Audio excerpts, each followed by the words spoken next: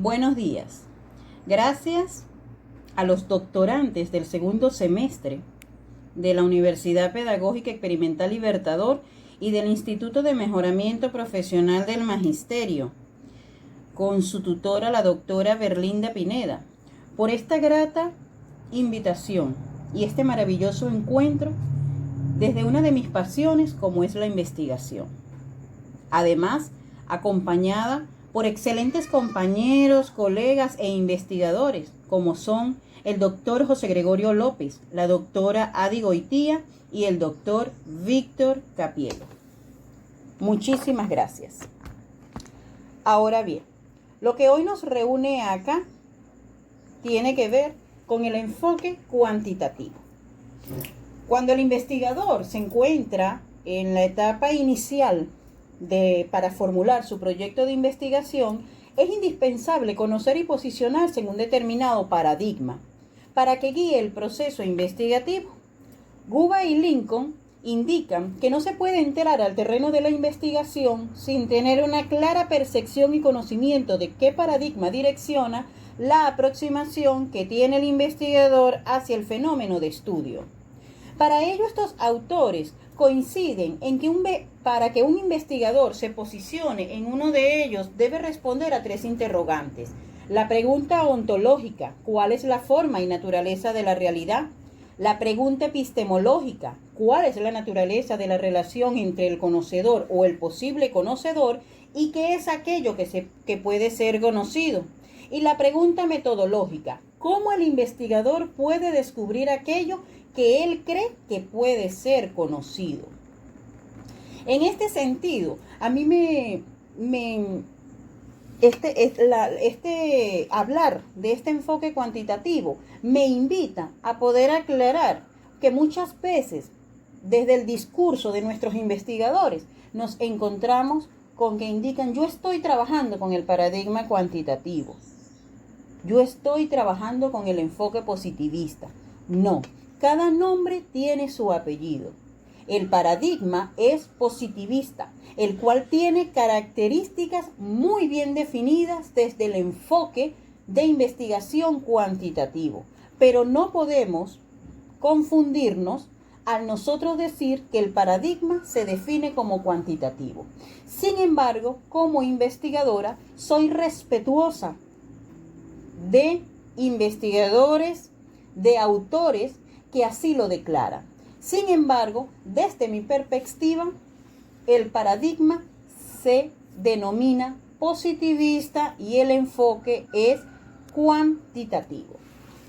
A través del tiempo, el ser humano ha estado en la búsqueda constante de nuevos conocimientos, siendo la investigación cuantitativa una de las vías para obtenerlo, teniendo su soporte en la indagación a través de elementos cognitivos y en datos numéricos extraídos de la realidad, procesados estadísticamente para probar teorías. Mendoza, 2006, nos indica que los métodos cuantitativos surgieron como elementos dentro del capitalismo para analizar los conflictos sociales y económicos como un todo complejo. Hurtado y Toro, por su parte, indican que el sujeto investigador es concebido como una persona capaz de despojarse de sus emociones y sentimientos.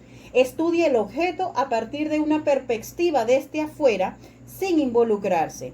Atribuye la objetividad en la investigación. Por su parte, Hernández, Fernández y Batista definen que usa la recolección de datos para probar hipótesis a base de medición numérica y el análisis estadístico para establecer patrones de comportamiento y probar teorías. Por mi parte, el enfoque cuantitativo es la percepción, vía u orientación que asume el investigador desde cuantificar, medir, analizar estadística, probar hipótesis para alcanzar un conocimiento. El enfoque cuantitativo tiene algunas características propias. Hurtado y Toro, 1998, y La Rosa, 1995, las definen como que este enfoque tiene una rigurosidad en el proceso de investigación. La información es recogida de forma estructurada y sistemática. Utiliza la lógica deductiva para identificar leyes causales o universales en una realidad externa al individuo. Posee una concepción lineal. Tiene claridad entre los elementos de investigación desde dónde inicia hasta dónde termina. Tiene datos de manera estática y asignándoles un significado numérico a través de la estadística con la finalidad de hacer inferencias. Las investigaciones experimentales, cuasi experimentales y no experimentales son los métodos que cubren la mayor parte de los trabajos que se realizan con información cuantitativa.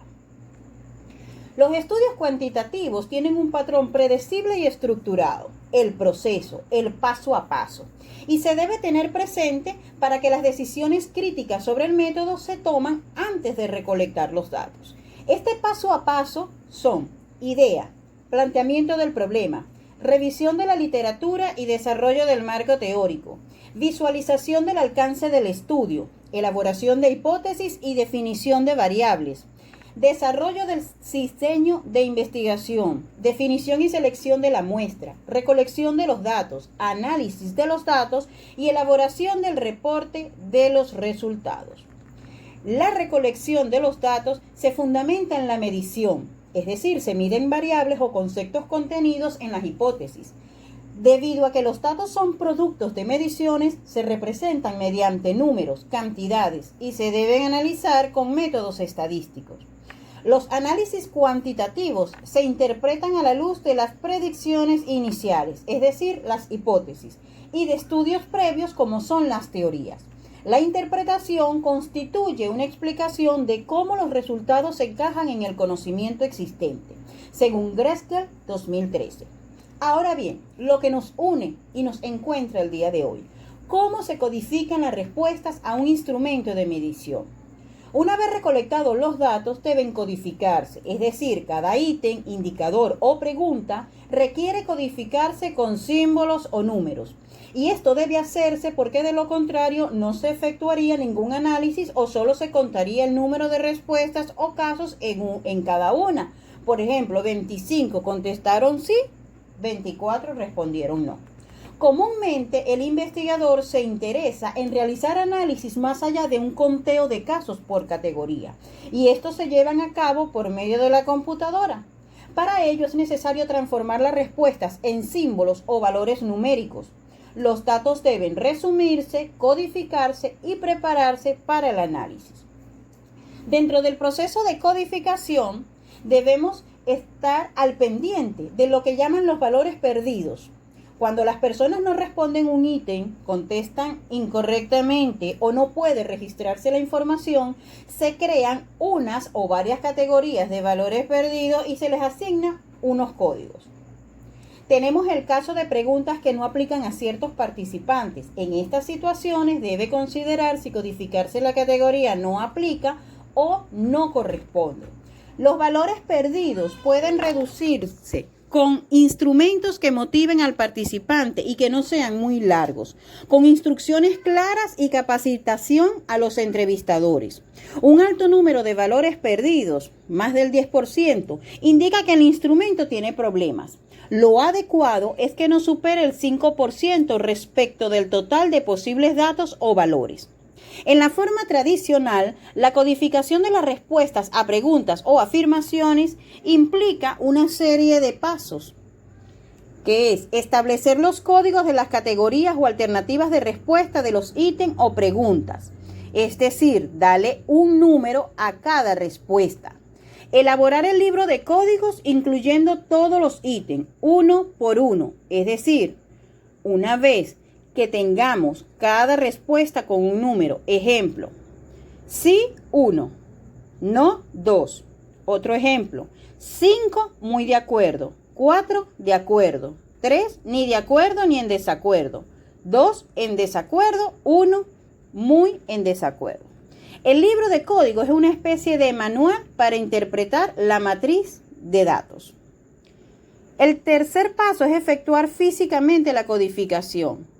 Es decir, llenar la matriz de datos con los valores implicados en las respuestas o las lecturas al instrumento de medición. Es decir, transferir esos valores a la matriz.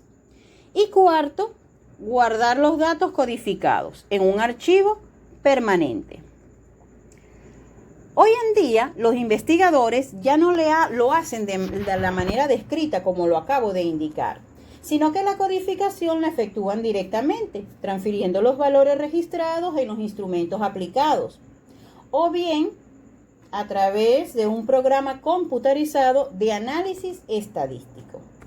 Sin embargo, es necesario plantear los errores de la codificación, ya que al teclar los valores en la vista de los datos se pueden cometer errores y es de humanos.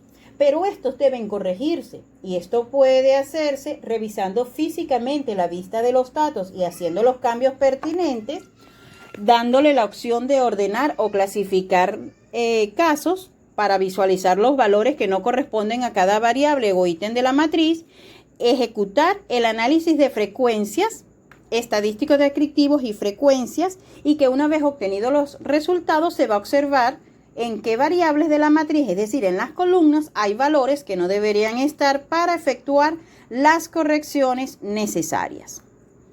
Ahora bien, ¿cuáles son esos programas de análisis cuantitativos, programas computarizados? Tenemos, por ejemplo, el IBM SPSS, que es uno de los software estadísticos más conocidos en las ciencias sociales, utilizado para resolver una gran variedad de problemas de investigación. Dada su gran popularidad, hoy en día empresas e institutos de investigación y de estadística buscan y confían en SPSS para resolver sus necesidades de análisis de datos.